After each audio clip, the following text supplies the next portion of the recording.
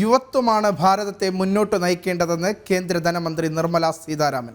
വികസിത രാജ്യ സാക്ഷാത്കാരത്തിന് യുവജനങ്ങളുടെ സംഭാവന പ്രധാനമാണ്. ഭാരതം മാറ്റത്തിൻ്റെ പാതയിലാണ്. അവസരങ്ങൾ തേടി വിദേശത്ത് പോകേണ്ടതില്ലെന്നും കേരളം രാജ്യത്തെ പ്രധാന വിജ്ഞാന കേന്ദ്രമാണെന്നും നിർമ്മല സീതാരാമൻ പറഞ്ഞു.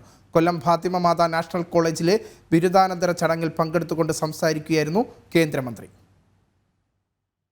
Outside which existed earlier, because you don't have institutions in India of higher learning, or you don't have such working condition, or you don't have opportunities for doing yourself some things, are all not the case now.